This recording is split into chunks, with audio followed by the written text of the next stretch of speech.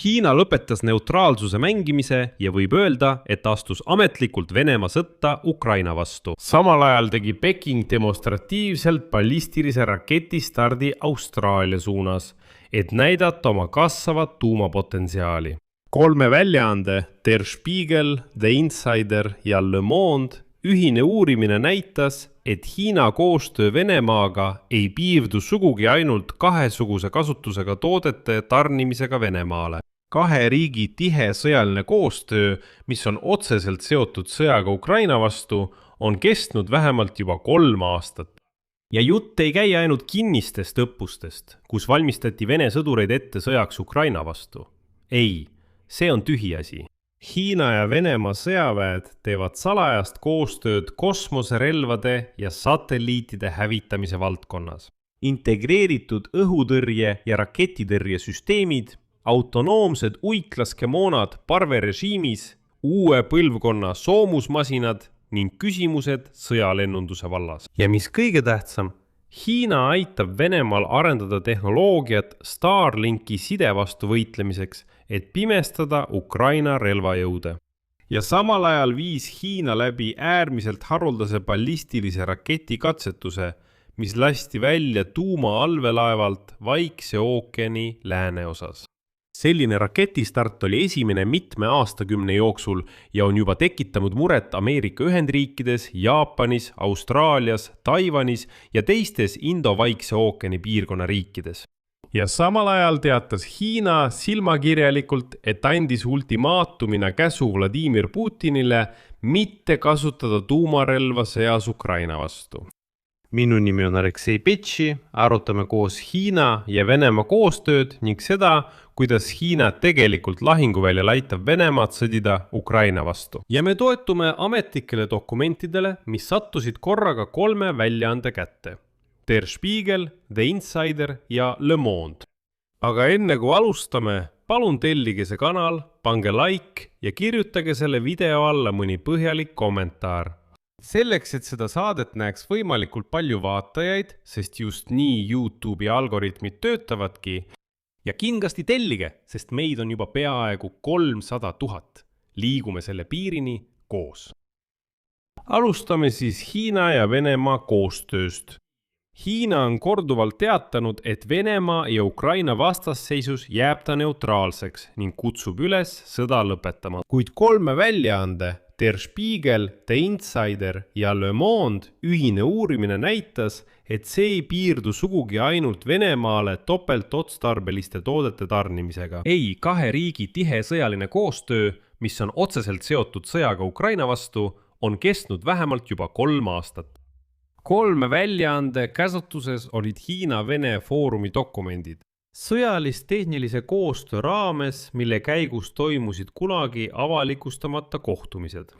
Need materjalid hõlmavad 5 valdkonda: kosmoserelvastus ja satelliitide hävitamine, integreeritud õhu- ja raketitõrjesüsteemid, autonoomsed ründemoonad parvena, uue põlvkonna soomusmasinad ja sõjalennundus.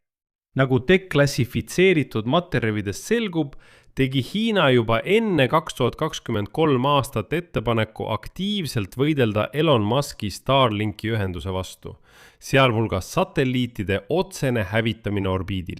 Kui Elon Musk Ukraina palvel selle aasta alguses Venemaa sõjaväelaste kasutuses olnud Starlinki terminalid välja lülitas, hakkasid nad kasutama just Hiina lahendusi. Sellest kirjutab muu hulgas ka Der Spiegel. Alates 2026 aasta veebruarist hakkasid rindejoone ääres ilmuma raadiomastid, mis võimaldavad internetiühendust ja võimaldavad Ukraina pihta saata parvi nutikaid droone, mis suudavad lennuajal sihtmärke muuta. Ja nagu te aru saate, ei ole see venelaste arendus. Ei, see on puhas abi Pekingilt. Hiljuti said kõrged Hiina ohvitserid selles ise veenduda, külastades Ukraina rindejoont. Ja nagu nad väitsid, olid nad seal vaatlejatena, kuid tegelikult uurisid nad selle tehnoloogia kasutamist lahingutingimustes. Dokumendis, mis sattus 3 väljaande käsutusse, on märgitud, et Hiina lennundus- ja kosmoseteaduse ja tehnika korporatsiooni teadlased andsid venelastele aruande, et Starlink on juba väidetavalt loonud kosmoses blokaadi. Tihedalt hõivates madalorbiidilised alad ja elektromagnetilise spektri võtmevahemikud, nii et see välistab konkurentsivõimaluse. Seetõttu nimetasid nad seda agressiooniks ja põhjendasid, miks tuleb selle Elon Muski süsteemi ja tehnoloogia vastu võidelda. Hiinlased pakkusid venelastele välja, et kõigepealt tuleb Starlink rahvusvahelistes organisatsioonides juriidiliselt lämmatada, väites, et see on monopol, agressiooniakt, katse kogu maailm oma tehnoloogiatega lämmatada ja nii edasi ja nii edasi. Lühidalt öeldes, juriidiliselt tuleb Starlink võimalikult palju lämmatada. Pärast seda kavatsevad Hiina ja Venemaa hõivata need sagedusalad ja orbiidid, mis vabanevad. Selleks, et Elon Musk ei saaks lihtsalt oma Starlinki süsteemi laiendada ehk hõivata need sagedused, mis on Starlinki laiendamiseks vajalikud, ja pärast seda minna füüsilise hävitamise juurde.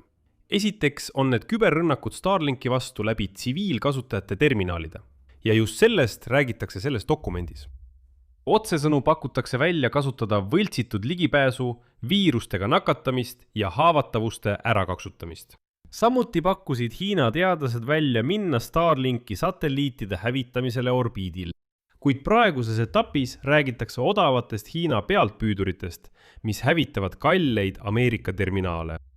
2025 aastal saabus Moskvasse Hiina delegatsioon. Seda juhtis kolonel Dun Xiaofen Hiina kesksõja nõukogust, kes tegeleb hangetega ja kellel on otsene ligipääs Hiina kõrgeimale sõjalisele organile. Selle aasta mais külastas Hiina delegatsioon Žukovskis asuvat Tihomirovi nimelist seadmeehituse teadusinstituuti.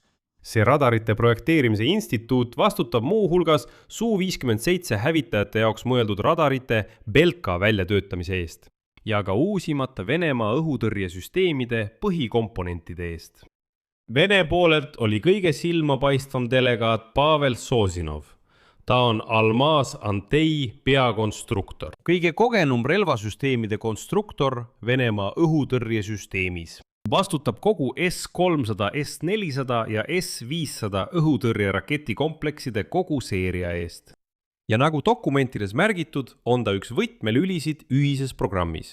See on uue põlvkonna õhu- ja raketitõrje kompleksne süsteem. See on mõeldud ballistiliste rakettide, manööverdavate lahinguplokkide ja hüperhelikiirusega rakettide tõrjumiseks lennu lõppfaasis. Süsteemi eesmärk on tõrjuda keskmaa ballistilisi rakette kuni 4000 kilomeetrit kaugusel. Lisaks peab see suutma toime tulla sihtmärkidega, mis manööverdavad külgsuunalise kiirendusega kuni 25 G. See peab samuti tõrjuma hüperhelikiirusel lendavaid rakette kuni 40 kilomeetrit kõrgusel. Nüüd tuleb üks väga oluline hetk ja ma tsiteerin teile juba väljaandest The Insider. Foorumil esitletud Hiina Rahvavabastusarmee sõjateaduste akadeemia teadlase Li Jungi ettekandes tehakse ettepanek hakata regulaarselt edastama Hiinale andmeid Venemaa droonide sõjategevuse kohta Ukrainas. Hiinal on 160 tüüpi uitmoona, mida toodab enam kui 50 tootjat, kuid praktiliselt puudub neil tegelik lahingukogemus nende kasutamisel. Venemaal on aga andmed droonide lahingulise kasutamise kohta. Ettepanek seisneb selles, et vahetus tuleks muuta ametlikuks. Venemaa jagab teadmisi lahinguväljalt. Hiina aga tehisintellekti tehnoloogiaid ja masstootmise ressursse, et ühiselt arendada järgmise põlvkonna autonoomseid parvena kasutatavaid ründemoona. Selle kokkuleppe tulemused on juba näha Ukraina sõja käigus. Autonoomne droon V2U, mida Vene väed Ukrainas kasutavad, töötab Hiina tehisintellekti moodulite, Hiina lidarandurite, Hiina akude ja Hiina pooljuhtketastega.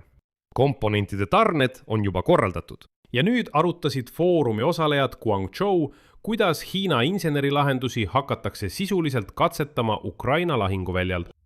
Lisaks sellele annavad venelased, nagu need dokumendid juba tõestavad, hiinlastele uurimiseks hävitatud soomustehnika jäänuseid. Hiinlased viivad läbi üksikasjalikku hinnangut Venemaa soomustehnika hävitamise kohta Ukrainas, kasutades Javelini, Enlo, Bayraktar TB2 Switchblade 600 ja HIMARS süsteeme. Ja edasi veel üks tsitaat uurimisest. Ettekandja märkmetes öeldakse otse, et sanktsioonidega silmitsi seistes, eriti praeguste kiipide ja tooraine piirangutega, peavad Hiina ja Venemaa kasutama vastastikku teineteise tarnekanaleid, et lahendada kitsaskohtade probleem. Sellega peetakse silmas, et Hiina tarnib mikroskeeme ja elektroonikat, Venemaa aga toorainet ja neid komponente, millele Hiinal on lääne sanktsioonide tõttu raskem ligi pääseda. Lõpuks jõuavad uurijad järeldusele, et Moskva ja Pekingi vahel kujuneb välja sõjaline partnerlus, mis põhineb tööjaotusel. Venemaa jagab sõjakogemust, Hiina aga tarnib elektroonikat, pooljuhte ja tehnikat. Seda, mida Venemaa Ukrainas õpib, saab Hiina kasutada võimaliku rünnaku korral Taiwani vastu. Seda, mida Hiina välja töötab, kasutab Venemaa rindel Ukraina vastu. Aga pöördume tagasi Starlinki juurde. Nagu kirjutab juba Der Spiegel, on olemas tõsiseid tõendeid selle kohta, et töö Starlinki vastu võitlemise plaanide kallal jätkub aktiivselt. Hiinas on ilmunud erinevaid väljaandeid, kus arutatakse konkreetseid meetmeid, alates laser kuni mikrolaine relvadeni. Sarnaseid katseid on täheldatud ka Venemaal. Lisaks paigutab Venemaa raadioelektroonilise sõjapidamise süsteemi nimega Volna Kupol Garant, mis kiirgab piisavalt tugevat signaali, et häirida Starlinki tööd umbes 20 ruutkilomeetri suurusel alal. Muide, Ukraina kaitseministeeriumi nõuniku Sergei Beskresnõi sõnul on rindel juba avastatud umbes 10 sellist süsteemi ning Ukraina relvajõud üritavad neid oma droonidega hävitada. Ja ilmselgelt on selline süsteem samuti Venemaa ja Hiina koostöö vili. Samal ajal viis Hiina läbi erakordselt haruldase ballistilise raketi katsetuse, mis lasti välja tuumaallvelaevalt Vaikse ookeani lääneosas. Selline raketistart oli esimene paljude aastate, võib-olla isegi aastakümnete jooksul ning on juba tekitanud muret USAs, Jaapanis, Austraalias, Taiwanis ja teistes Indo-Vaikse ookeani piirkonna riikides. Hiina rahvavabastusarmee teatas, et juba 6. juulil viis strateegiline tuumaallvelaev edukalt läbi õppelõhkepeaga raketi stardi. Ametliku versiooni kohaselt tabas see täpselt määratud piirkonda avamerel. Peking rõhutas samuti, et teavitas eelnevalt teisi riike ning et raketistart ei olnud suunatud ühegi konkreetse riigi vastu. Samal ajal ei avalikustanud Hiina võimud, milline allvelaev ja milline rakett täpselt nendes katsetes osalesid. Analüütikud eeldavad, et jutt käib ühest kaasaegsest ballistilisest raketist JIT-L2 või JIT-L3, mis on relvastuses 094 tüüpi tuumaallvelaevadel. Praegu on Hiinal vähemalt 6 sellist allvelaeva. Veel 2 on ehitamisel ning uue põlvkonna 096 tüüpi allvelaevad on alles väljatöötamisel. Pentagoni hinnangul on raketi JL2 lennuulatus umbes 7200 kilomeetrit, samas kui JL3 suudab tabada sihtmärke kuni 10 000 kilomeetri kaugusel. Arvatakse, et mõlemad raketid suudavad kanda mitut iseseisvalt juhitavat tuumalõhkepead. Täpset stardi kohta ametlikult ei avalikustata. Hiina avaldas laevandusele hoiatuse samaaegselt nii Kollase mere piirkonnas kui ka Lõuna-Hiina meres. Taiwani ametnikud teatasid, et rakett lendas mööda Filipiinidest, samas kui Jaapani pool kinnitas hoiatuse saamist, kuid ei teatanud, kas rakett ületas nende riigi õhuruumi. Alles. 9. juulil avaldasid strateegiliste ja rahvusvaheliste uuringute keskuse teadlased kaardi Hiina hiljutise ballistilise raketi stardist. See on koostatud ametlike navigatsioonihoiatusete põhjal suletud merealade kohta. Sellel kaardil on selgelt näha roosad ohutusalad. Need näitavad selgelt kogu raketi lennutrajektoori. Start toimus Bohai lahest ja veepiirkonnast lõuna pool Taiwanit. edasi viskas rakett kasutatud astmed alla Filipiini merre ja Jaapani lähedale. Lõplik sihtmärk asus avamerel Austraaliast kirdes Fidži lähedal. Ja nüüd kinnitab see test ametlikult Pekingi tuumavõimekuse järsku kasvu. Veelgi enam eksperdid usuvad, et need katsed demonstreerivad Hiina niinimetatud bastioni strateegiat. See näeb ette ballistiliste rakettide väljatulistamise hästi kaitstud rannikualadelt, kus tuumaallvelaevad on omaenda laevastiku ja lennuväe kaitse all. Selline kontseptsioon suurendab nende ellujäämisvõimet ja tagab võimaluse anda vastulöök isegi pärast vastase rünnaku. Analüütikud märgivad samuti, et see väljatulistamine oli üks suurimaid Hiina tuumatriaadi merekomponendi demonstratsioone. Möödunud aastal tõmbas Peking juba tähelepanu mandritevahelise ballistilise raketi TF-31 väljatulistamisega Vaikse ookeani suunas ning nüüd kinnitas ta valmisolekut aktiivselt kasutada ka oma strateegiliste jõudude allveelaeva komponenti. Katse toimus Hiina tuumaarsenali ulatusliku moderniseerimise taustal ning Pentagoni andmetel on Hiinal praegu umbes 600 tuumalõhkepead. Ja hoolimata teatavast tootmistempo aeglustumisest võib Hiina 2030. aastaks suurendada nende arvu enam kui 1000-le. Samaaegselt sellega laiendab Peking aktiivselt oma allveelaevastikku. Rahvusvahelise strateegiliste uuringute instituudi analüütikute hinnangul on Hiina viimastel aastatel vette lasknud umbes 10 uut allveelaeva ja ületab juba Ameerika Ühendriike allveelaevade koguarvu poolest.